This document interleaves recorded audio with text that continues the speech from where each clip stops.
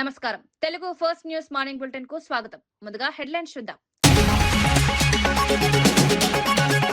రైతు ఆశీర్వాద సభ ఏర్పాట్లను పరిశీలించిన పొంగులేటి. ఖమ్మంలో రైతు ఆశీర్వాద సభ. సీఎం రేవంత్ సభకు అన్ని ఏర్పాట్లు, రైతులకు ఎలాంటి ఇబ్బందులు లేకుండా చర్యలు, భద్రత, వేదిక, పార్కింగ్ ఏర్పాట్లపై ఆదేశాలు.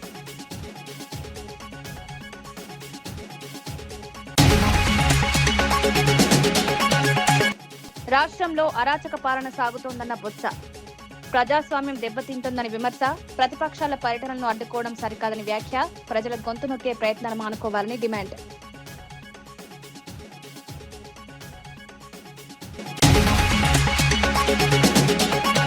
దామగుండం భూములపై కేటీఆర్ విమర్శలు. నేవీ రాడార్ కోసం అడవులు అప్పగించడంపై అభ్యంతరం. పర్యావరణాన్ని కాపాడాలని డిమాండ్. మూసి పుట్టిన ప్రాంతాన్ని రక్షించాలని విజ్ఞప్తి.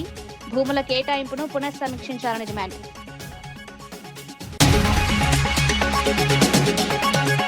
అమరావతి నిర్మాణాన్ని ఎవరూ అడ్డుకోలేరన్న పుల్లారావు. రైతుల త్యాగాలను ప్రభుత్వం గౌరవిస్తోందన్న వ్యాఖ్య. రాజధానిపై తప్పుడు ప్రచారం మానుకోవాలని సూచన. రాష్ట్ర భవిష్యత్తుకు అమరావతి కీలకం.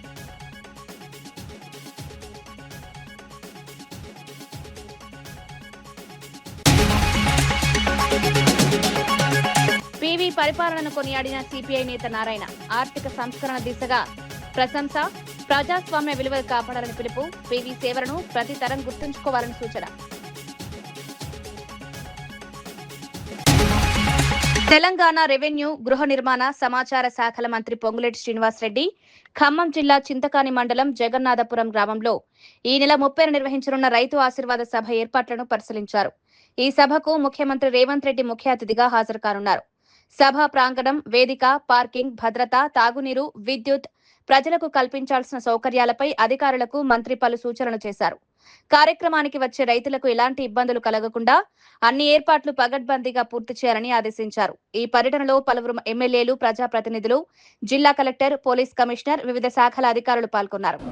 లేకుంటే కేంద్రంలో 3 పర్యాయాల అధికారంలో ఉన్న కేంద్ర ప్రభుత్వం ఈ రాష్ట్ర ప్రభుత్వం మీద, ఈ రాష్ట్ర ప్రభుత్వంలో పనిచేస్తున్న ముఖ్యుల మీద ఏవైతే అవాకులు చవాకులు పేలుతున్నారో అది వారి ఓటమికి నిదర్శనంగా కనిపిస్తుంది. వారి పట్ల ప్రజలు ఆకర్షితులు కావడం లేదు అని చెప్పడానికి అంతకంటే పెద్ద నిదర్శనం ఏమీ అవసరం లేదు.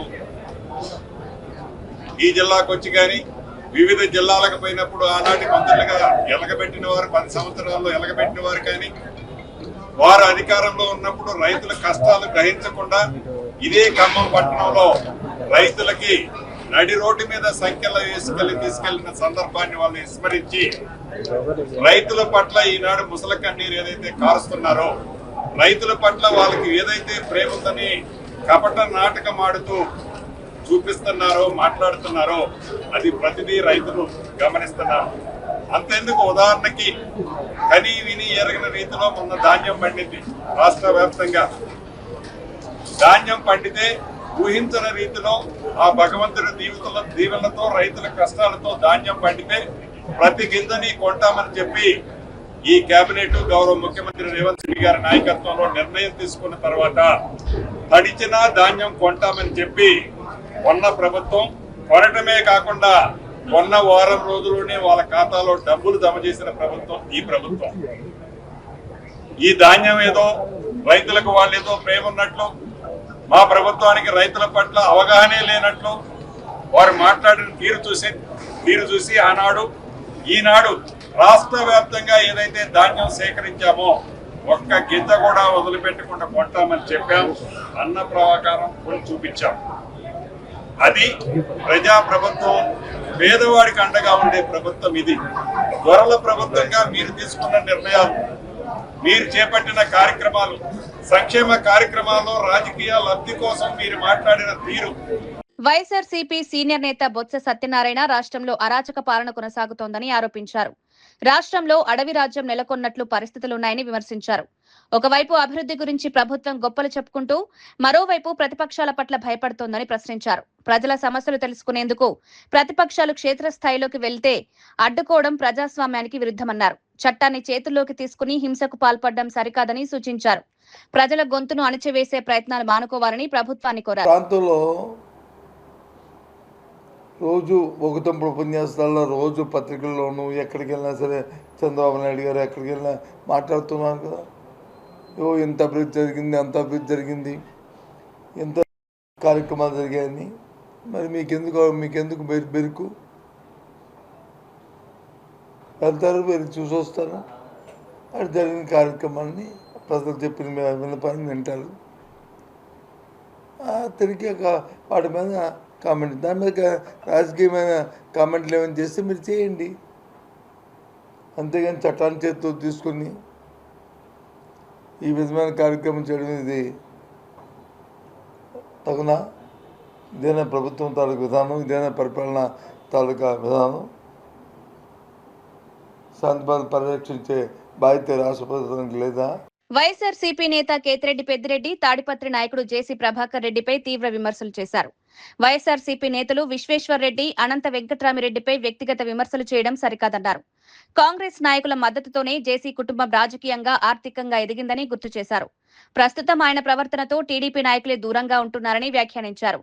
అందరినీ విమర్శించడం రాజకీయాలకు మంచిది కాదన్నారు. ప్రజా సమస్యలపై చర్చించాల్సింది పోయి వ్యక్తిగత దూషణలకు దిగడం ప్రజలు గమనిస్తున్నారని పేర్కొన్నారు. జిల్లాలో ఒక చర్చగా మారింది వైఎస్ఆర్ పార్టీలో కూడా. ఇది చాలా దుర్మార్గమైన చర్య. అతను తాడిపత్రికే పరిమితమై మాట్లాడుతున్నాడు, చేస్తున్నాడు అనుకుంటే ఈరోజు అతనికి ఉండే అలవాట్లన్నీ కూడా జిల్లా వ్యాప్తంగా ఒక మెసేజ్ ఇస్తున్నాడు. మీరు నా మాత్రమే కాన్ఫరెన్స్లలో రెచ్చగొట్టండి, అక్కడ ఉన్నటువంటి నాయకులను కూడా మీరు తిట్టండి అని సలహా ఇవ్వడం జరుగుతుంది. నిన్న ఇంకోటి కూడా చెప్పడం జరిగింది, ఇక్కడ కాన్ఫరెన్స్లలో లీడర్లే లేరు, నేను లోకేష్ బాబుని అడిగి కార్యకర్తల మీటింగ్ పెట్టి నేను మీతో మాట్లాడతాను, అందులో భాగంగా 3 సంవత్సరాల తర్వాత వైఎస్ఆర్సీపీ నాయకులు మనల్ని కొడతారు, కొట్టకముందే ఈ 3 సంవత్సరాల్లో మనం దాడులు చేయాలని చెప్పడం జరుగుతుంది. స్టాపులు బంద్ చేయడము, 80 వెహికళ్ళు 50 వెహికళ్ళు వేసుకొని గ్రామాల మీద పోయి వాళ్ళ ఇళ్ళ దగ్గర బెదిరడము, దానికి మద్దతుగా అక్కడ ఉండేటువంటి అధికారులు కూడా మద్దతు పలకడము, వాళ్ళ మీద కేసులు కూడా కట్టే పరిస్థితి కూడా లేదు. మిమ్మల్ని నాయకునిగా ఎత్తుకొని మీకు, మీ కుటుంబానికి ఈరోజు రాజకీయ భవిష్యత్తు ఉందంటే ఆ రోజు కాంగ్రెస్లో ఉన్నటువంటి రఘువీరారెడ్డి, అనంత వెంకటరామరెడ్డి ఇలాంటి వారు అందరూ కలిసి మీతో నడవబట్టే మీరు మంచోళ్ళు, చెడ్డోళ్ళు, ఇంకోటి దుర్మార్గులు అని చూడకోకుండా వాళ్ళు మీకు మద్దతు తెలిపినారు. అవన్నీ తెలిపిండుకొనే అన్ని విధాలుగా ఆర్థికంగా కావచ్చు, రాజకీయంగా కావచ్చు, మీరు ఇంత ఎత్తుగా ఎదిగినాక మీరు కాంగ్రెస్ పార్టీ ఈ రాష్ట్రంలో లేనప్పుడు అనంత వెంకటరామరెడ్డి మా పార్టీ వైఎస్ఆర్సీపీ పార్టీలోకి ఇచ్చి ఆయన ఇక్కడ జిల్లా అధ్యక్షునిగా ఉన్న కాలంలో మీరు తెలుగుదేశంలోకి వెళ్ళిపోయినారు. దానికి ఎవరు బాధ్యులు?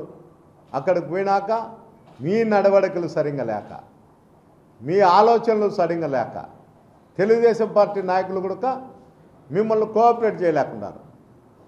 చేస్తే నువ్వు అందరినీ కూడా తిడతావు.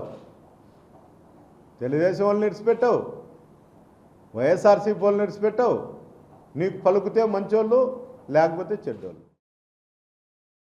మాజీ మంత్రి టీడీపీ ఎమ్మెల్యే ప్రత్తిపాటి పుల్లారావు అమరావతి రాజధానిపై వైఎస్ఆర్సీపీ అధినేత జగన్ కుట్రలు చేస్తున్నారని ఆరోపించారు.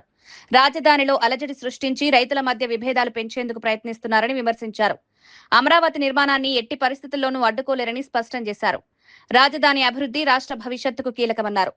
రైతులు చేసిన త్యాగాలను ప్రభుత్వం గౌరవిస్తోందని పేర్కొన్నారు. ప్రజలను తప్పుదారి పట్టించే ప్రయత్నాలు ఫలించవని, అమరావతి నిర్మాణం వేగంగా కొనసాగుతోందని తెలిపారు. అభివృద్ధి కార్యక్రమాలను రాజకీయాలకు అతీతంగా చూడాలని పుల్లారావు సూచించారు. ఆఫీస్ మీద పోయి ఎవరైతే దాడి చేశారో కొంతమంది వాళ్ళను కూడా పంపించి డిస్టర్బ్ చేయాలనేటువంటి కుట్ర కుతంత్రం స్పష్టంగా కనపడతా ఉంది. కాబట్టి ఇటువంటి జగన్మోహన్ రెడ్డి ఆ పార్టీ ఈ రాష్ట్రంలో ప్రజలు చీకొట్టేటువంటి పరిస్థితిలో ఉన్నారు. కాబట్టి ఇప్పుడైనా అమరావతి రైతులు ఏ విధంగా వాళ్ళ గో బ్యాక్ అని చెప్పారు, మావిగన్ అనేటువంటి కాకుండా అమరావతికి జిందాబాద్ అంటేనే రమ్మంటున్నారు. జగన్మోహన్ రెడ్డి ఇప్పుడైనా జ్ఞానోదయం కలిగి అమరావతి రాజధాని అని ప్రకటిస్తే గౌరవం ఉంటుంది. లేకపోతే ఆ పార్టీని జగన్మోహన్ రెడ్డిని కూడా నామరూపాలు లేకుండా ప్రజలు సిద్ధంగా ఉన్నారు చేయటానికి కూడా. ఏపీ మంత్రి కొండపల్లి శ్రీనివాస్ గత ప్రభుత్వంపై విమర్శలు చేస్తూ అమరావతి రాజధాని విషయంలో తప్పుడు ప్రచారాలు జరిగాయన్నారు. 3 రాజధానుల పేరుతో గందరగోళం సృష్టించి రైతులను ఇబ్బందులకు గురిచేశారని ఆరోపించారు. ప్రభుత్వాలు మారినా అభివృద్ధి పనులు ఆగకూడదని, దీర్ఘకాలిక ప్రణాళికతో ముందుకు సాగాలని సూచించారు. ప్రజాధనం, ప్రజా ప్రయోజనాలను దృష్టిలో ఉంచుకుని ప్రాజెక్టులను పూర్తి చేయడం ప్రతి ప్రభుత్వ బాధ్యత అని పేర్కొన్నారు. అమరావతి అభివృద్ధి రాష్ట్ర సమగ్ర ప్రగతికి కీలకమని చెప్పారు. రాజధానిని అవమానించే రాజధాని కోసం భూములు ఇచ్చినట్టు రైతులను అవమానపరిచేలాగా అవమానపరిచారు. 3 రాజధానులు అన్నారు. అమరావతి రాజధానికి తగదని చెప్పడం జరిగింది. వాటర్ వచ్చేస్తుందని చెప్పారు, మునిగిపోద్దని చెప్పారు. మళ్ళీ చాలా విధాలుగా రాష్ట్రంలో అమరావతిని కేంద్రంగా తేద్దాం అనుకున్న ప్రయత్నాన్ని పూర్తిగా నీరుగార్చారు. మొన్న మావిగాని అన్నారు, రాజధాని మావిగాని అన్నారు. అంతకుముందేమో 3 రాజధానులు అన్నారు, విశాఖపట్నం కేంద్రం అన్నారు. అంటే ప్రజల్ని కన్ఫ్యూజ్ చేస్తున్నారా లేకపోతే వాళ్ళు కన్ఫ్యూజ్ అయిపోతున్నారా అనేది కొంచెం బాధాకరం. ఎందుకంటే ఈరోజు ఒక దీర్ఘకాలమైనటువంటి ప్లాన్ ఉండదు. వాళ్ళ ఫాదరే ఉన్నారు వైఎస్ఆర్ గారు. అప్పుడు గౌరవ ముఖ్యమంత్రి గారు 2005 నుంచి 2024 1995 నుంచి 2004 వరకు కూడా ఆయన చేసినటువంటి ప్లాన్ అంతా కూడా ఆయన కంటిన్యూ చేయబట్టే ఈరోజు హైదరాబాద్ ఈ నగరం అయింది. ప్రభుత్వ ఆలోచనల్ని, ప్రభుత్వం తీసుకున్న నిర్ణయాల్ని స్వాగతిస్తూ నెక్స్ట్ కంటిన్యూటీ చేయాలి. అంతేగాని విధ్వంస పాలన, గత గవర్నమెంట్లో చేసిన పనులన్నీ కూడా ఇప్పుడు ఆపేస్తాననే ఆలోచన జగన్ చేస్తే ఈరోజు గౌరవ ముఖ్యమంత్రి గారు పూర్వం 14-19 చేయడం కాదు, 19-24లో మొదలుపెట్టిన పనులన్నీ కూడా దాన్ని కూడా కంటిన్యూ చేస్తూ స్వాగతిస్తున్నారు. BRS working president KTR Damagundam navy radar station కోసం వికారాబాద్ అడవులను అప్పగించడంపై కాంగ్రెస్, బీజేపీలపై తీవ్ర విమర్శలు చేశారు. గతంలో 12 లక్షల చెట్లు నరికి రాడార్ స్టేషన్ నిర్మించేందుకు చేసిన ప్రతిపాదనను కేసీఆర్ తిరస్కరించారని గుర్తు చేశారు. అయితే ఇప్పుడు కేంద్రం ఒత్తిడితో 2900 ఎకరాల భూమిని రాష్ట్ర ప్రభుత్వం అప్పగించిందని ఆరోపించారు. మూసీ నది పుట్టిన ప్రాంతంలోని అడవులను నాశనం చేసి మరోవైపు మూసీ సుందరీకరణ పేరుతో ప్రచారం చేయడం విరుద్ధమన్నారు.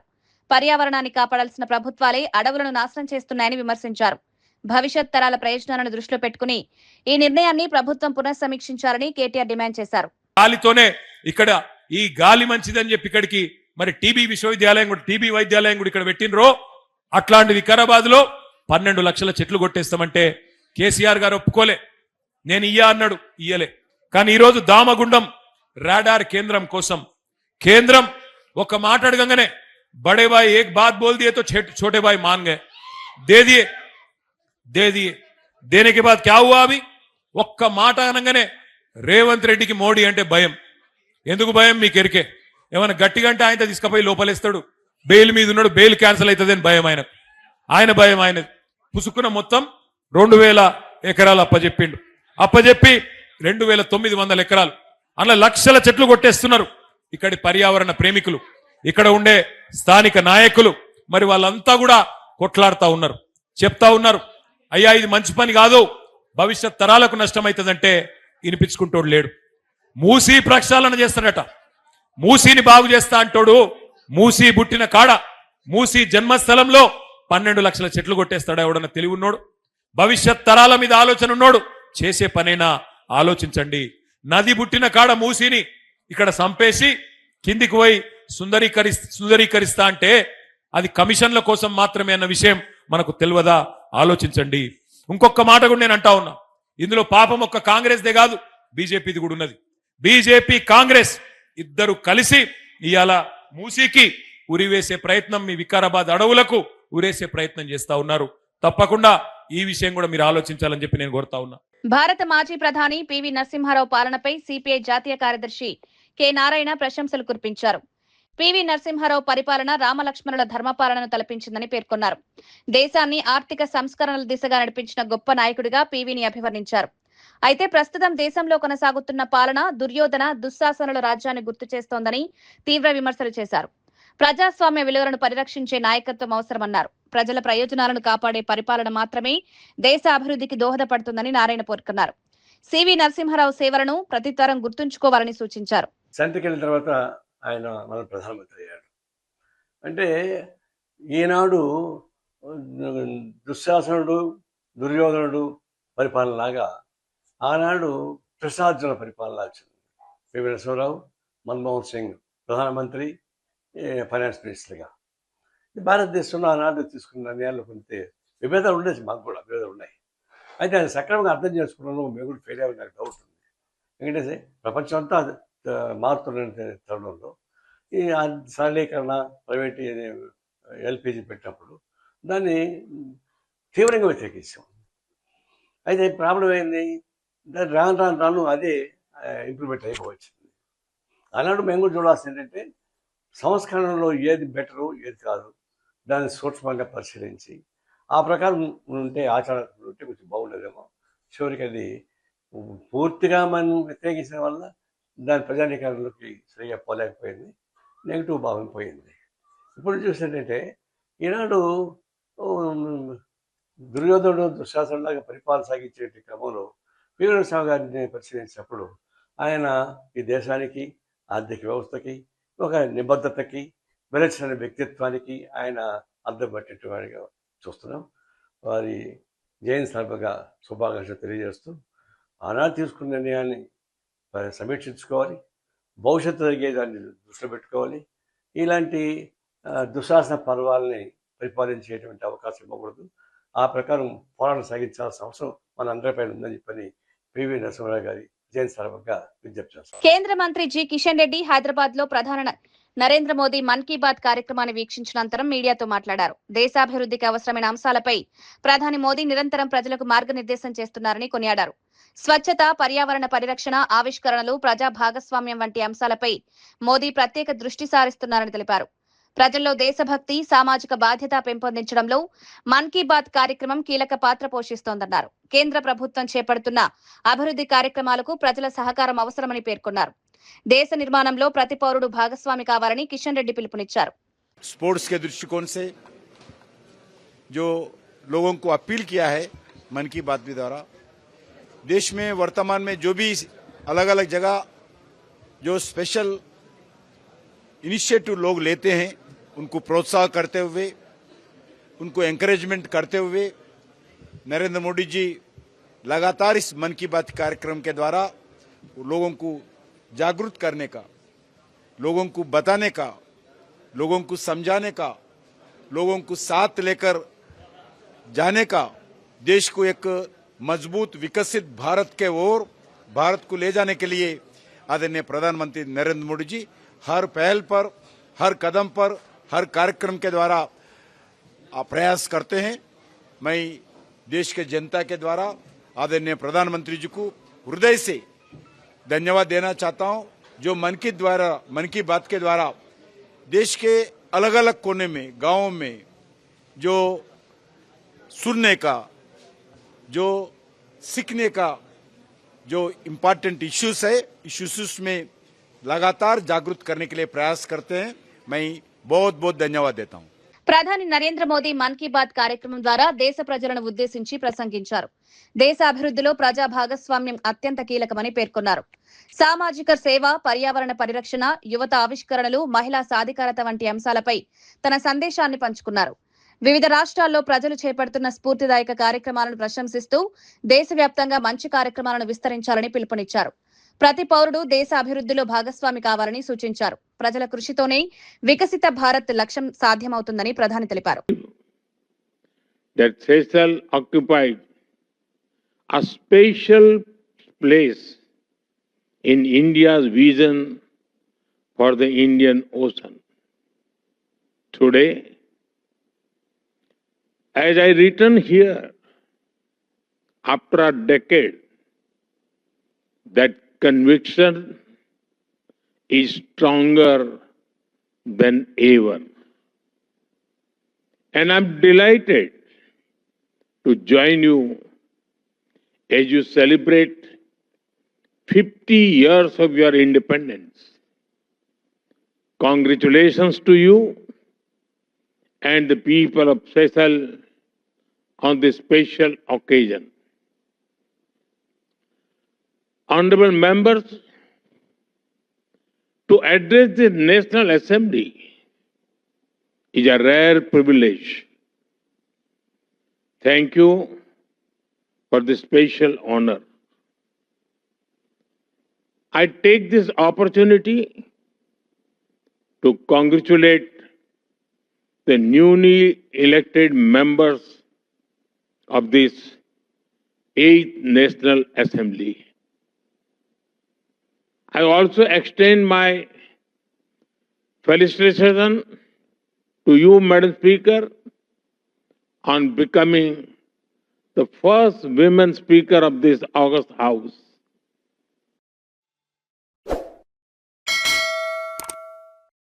కావలిలో గిరిజన మహిళలపై జరిగిన దాడిని వైఎస్ఆర్సీపీ నాయకురాలు కాకాని పూజిత తీవ్రంగా ఖండించారు. తన కుమారుడు ప్రేమించిన యువతి కారణంగా ఒక మహిళపై దాడి చేసి వివస్త్రను చేయడం అత్యంత అమానుషమన్నారు. ఘటన జరిగి వారం రోజులు గడిచినా పోలీసులు కేసు నమోదు చేయకపోవడం దారుణమని విమర్శించారు. నిందితులు తమ వెనుక ప్రభుత్వం ఉందనే ధైర్యంతో మహిళలపై దౌర్జన్యాలకు పాల్పడుతున్నారని ఆరోపించారు.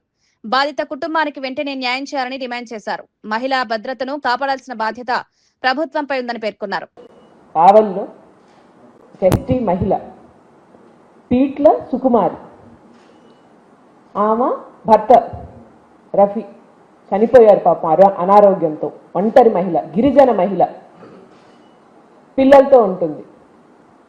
వాళ్ళ కొడుకు వాళ్ళ అమ్మాయిని ప్రేమించారన్న నెపంతో ఒక గుంపుగా వచ్చి ఆ గిరిజన మహిళ మీద అటాక్ చేయడము, ఆ గిరిజన మహిళని వివస్త్రాలను చేసి ఇంత అన్యాయంగా, ఎంత అమానుషంగా, అసలు ఒక ఆడ మనిషి ఆత్మగౌరవాన్ని అవమానించినట్టు కాదా మీరు? అంటే ఈ రోజుటి వరకు అఘాయిత్యాలు, అత్యాచారాలు జరుగుతున్నాయి. ఈరోజు చూస్తే మేము మీ ఆత్మగౌరవాన్ని కూడా దెబ్బతీస్తాము, మిమ్మల్ని అవమానిస్తాము, మహిళల్ని అవమానిస్తాము, మాకేమి మా వెనకాల ఏముంది, కూటమి నాయకుల భరోసా ఉంది, మేము కావాలనుకుంది చేయగలుగుతున్నాము అనేటువంటి లెక్కలేంతనము, అహంకారమే కదా. ఈరోజు మీకు ఏదన్నా ఇబ్బంది ఉంది, పోలీస్ స్టేషన్లు ఎందుకు ఉన్నాయి? అసలు పోలీస్ స్టేషన్ మొత్తం టీడీపీ నాయకులు ఎట్లా చెప్తే అట్లా జరుగుతున్నాయి. ఈరోజు టీడీపీ నాయకులు గుంపు వెళ్ళి ఒక మహిళ మీద ఈ రకంగా దాడి చేస్తే, ఇంత అమానుషంగా ప్రవర్తిస్తే, 19వ తేదీ కేసు జరిగితే 26వ తేదీ దాకా కేసు కట్టలేదండి. ఇన్సిడెంట్ జరిగింది 19 శుక్రవారం, మళ్ళీ 26వ తేదీ దాకా కేసు కట్టలేదు. ఏమంటే దానికి సంబంధించినటువంటి వాళ్ళు టీడీపీ నాయకులు లేకపోతే కూటమి ప్రభుత్వానికి సంబంధించిన వాళ్ళు కాబట్టి ఆ కేసు కట్టలేదు. ఎఫ్ఐఆర్ చూడండి నీట్గా, 26వ తేదీ ఎఫ్ఐఆర్, ఇన్సిడెంట్ 19 జరిగితే దానికి సంబంధించి ఎవరెవరు చేశారు అంటే నిందితుల పేర్లు షర్మిల, సిరాజు, కమల్, బీబీజాను, మల్లిక, ఇబ్రహీం అంటే అక్కడ కౌన్సిలర్. దానికి సంబంధించి ఇబ్రహీం అనేటువంటి వ్యక్తి ఎమ్మెల్యేతో ఉండే ఫోటోలు ఉన్నాయి, ఎమ్మెల్యేతో తిరుగుతున్నారనేటువంటి ఇది ఉంది. దానికి మేమందరం కూడా వత్తాసు పలుకుతున్నారు పోలీసులు. ఏ రకంగా పోలీసులు వీళ్ళకి సపోర్ట్ చేస్తున్నారని అంటే కేసులకి కౌంటర్ కేసు, అంటే ఆ పిల్లవాడి మీద, అంటే బాధితుడి మీద, ఆ పిల్లవాడు దెబ్బలు తిన్నటువంటి పిల్లవాడు, దెబ్బలు తిన్నటువంటి ఫ్యామిలీ మీద, ఆ పిల్లవాడి మీద ఒక కేసు.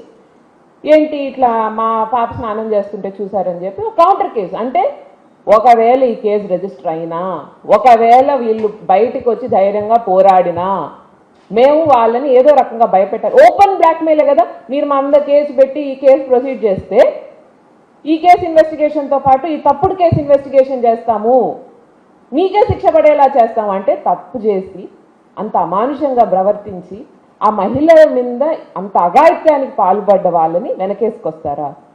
పోలీస్ వ్యవస్థ పనిచేస్తుందా? పోలీసులు కనీసం ఆలోచన అయినా చేస్తున్నారా? దీనివల్ల నార్మల్ ప్రజలకి మనం ఏం సందేశం ఇస్తామనేది ఒక్కసారి ఆలోచన చేస్తున్నారా?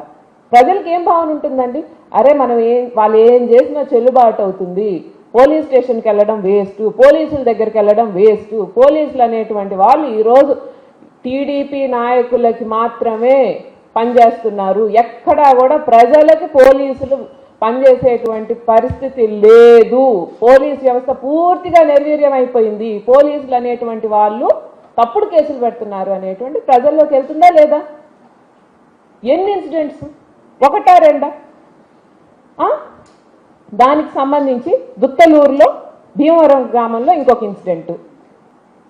ఈ మహిళ కేసుని మీరు ఎందుకు రిజిస్టర్ చేసుకోవడానికి వెనక్కి తగ్గుతున్నారు అంటే, ఇప్పుడు ఒక కౌంటర్ కేసు రెడీ చేయాలి, ఈ కేసుతో పాటు ఆ కేసు రిజిస్టర్ చేయాలి, ఈ కేసును నీరుగార్చి చేయాలి, తర్వాత అదే కదా జరుగుతుంది. ఇప్పుడు ఈరోజు కావాలి. కరీంనగర్ జిల్లా గంగాధరలో యూరియా కొరతపై బీఆర్ఎస్ నాయకులు ఆందోళన చేపట్టారు. మాజీ ఎమ్మెల్యే సుంకి రవిశంకర్ నేతృత్వంలో కరీంనగర్ జగిత్యాల జాతీయ రహదారిపై ధర్నా నిర్వహించారు. యాప్ ఆధారిత పంపిణీ విధానంతో రైతులకు యూరియా అందడం లేదని ఆరోపించారు. రైతులు తీవ్ర ఇబ్బందులు పడుతున్నారని పేర్కొన్నారు. ప్రభుత్వం వెంటనే యూరియా సరఫరాను మెరుగుపరచాలని డిమాండ్ చేశారు. ఆందోళనతో జాతీయ రహదారిపై ట్రాఫిక్ కు అంతరాయం ఏర్పడింది. అనంతరం పోలీసులు బీఆర్ఎస్ నాయకులను అదుపులోకి తీసుకుని పరిస్థితిని అదుపులోకి తీసుకొచ్చారు. తెలంగాణ రాష్ట్ర వ్యాప్తంగా రైతులకు యూరియా దొరకక యాప్లో లేదు, మరి షాపులో కూడా యూరియా దొరుకుతలేదనేటువంటి రైతుల ఆందోళన గుర్తించి బీఆర్ఎస్ పార్టీ పక్షాన రైతులకు యూరియా వెంటనే తక్షణమే అందించాలి. అవగాహన లేనటువంటి ఈ రేవంత్ రెడ్డి సర్కార్, కాంగ్రెస్ ప్రభుత్వం ముఖ్యంగా తెలంగాణలో కరీంనగర్ జిల్లా రామగుండంలోనే యూరియా తయారైతుంది. అటువంటి యూరియాని ఒక 2 లక్షల మెట్రిక్ టన్నులను మే మాసంలో బఫర్ స్టాక్ పెట్టుకొని రైతులకు అందించాల్సినటువంటి ప్రభుత్వము ఇవాళ రైతాంగానికి అందించకుండా బ్లాక్ దందా అంటే ప్రైవేట్ దళారుల చేతిలోకి యూరియాని పంపించడంతో పాటుగా యూరియా తీసుకోవాలంటే, యూరియా కొనుగోలు చేయాలంటే ఒక యాప్ తీసుకొచ్చింది కాంగ్రెస్ ప్రభుత్వం. మాజీ ప్రధాని పివి నరసింహారావు 105వ జయంతి సందర్భంగా విశాఖపట్నంలో వివిధ రాజకీయ పార్టీల నాయకులు ఘనంగా నివాళులర్పించారు. ఎంపీ శ్రీభరత్, టీడీపీ రాష్ట్ర అధ్యక్షుడు పల్లా శ్రీనివాసరావు, వైఎస్ఆర్సీపీ శాసన మండలి ప్రతిపక్ష నేత బొత్స సత్యనారాయణ, మాజీ రాజ్యసభ సభ్యుడు జీవీఎల్ నరసింహారావు తదితరులు పివి విగ్రహానికి పూలమాలలు వేసి నివాళులర్పించారు. పివి నరసింహారావు బహుభాషా కోవిదుడుగానే కాకుండా భారత ఆర్థిక సంస్కరణలకు ఆర్థిగా చిరస్థాయిగా నిలిచారని కొనియాడారు. దేశ అభివృద్ధికి ఆయన చేసిన సేవలు చిరస్మరణీయమని పలువురు నాయకులు పేర్కొన్నారు. కామన్ వెల్ఫేర్ సొసైటీని అప్రిషియేట్ చేయాలి. Is pride of the nation. And దాని తర్వాత తెలుగు సొసైటీ ఒక సోషలిజం, కమ్యూనిజం రూట్ లో వెళ్ళిన దేశాన్ని ఇవాళ ప్రపంచవ్యాప్తంగా ఒక అగ్రదేశంగా మనం ఇవాళ ఉన్నాము అంటే దానికి ఆయన వేసిన పునాది. చాలా సంతోషంగా ఉందండి. ఈ రోజు మన ఆర్థిక పరిస్థితి, ఈ సంస్కరణలు కానీ, గ్లోబలైజేషన్ కానీ, ప్రైవేటైజేషన్ కానీ ఆయన వేసినటువంటి బీజమే. పివి నరసింహారావు గారు కూడా తెలుగు జాతి యొక్క ఔన్నత్యాన్ని, గొప్పదనాన్ని మన దేశానికి, ప్రపంచానికి చాటినటువంటి వ్యక్తి. పివి నరసింహారావు గారి వారు ఈ దేశానికి చేసిన సేవల్ని ఒకసారి మననం చేసుకుంటూ ఆ స్ఫూర్తితో ఈ దేశం మళ్ళీ ముందుకు వెళ్లాలని ఆకాంక్షిస్తూ భాష కోవిదుడు మాజీ ప్రధాని శ్రీ పివి నరసింహారావు గారి 105వ జయంతి కార్యక్రమాల్ని విశాఖపట్నం నగరంలో నరసింహారావు గారికి విగ్రహానికి పుష్పాంజలి అర్పించి మరి వారిని స్మరించుకోవడం జరిగింది. ప్రపంచంలో భారతదేశ ప్రతిష్టను ఇనుమడింపజేసేలా వారు చేసినటువంటి త్యాగాలని, వారు చేసిన కాంట్రిబ్యూషన్స్ ని గుర్తు చేసుకుంటే అది ప్రస్తుత తరానికి, భావితరాలకు కూడా స్ఫూర్తినిచ్చేటువంటి విషయం. మరిన్ని వార్తలతో మళ్ళీ కలుద్దాం. నమస్కారం.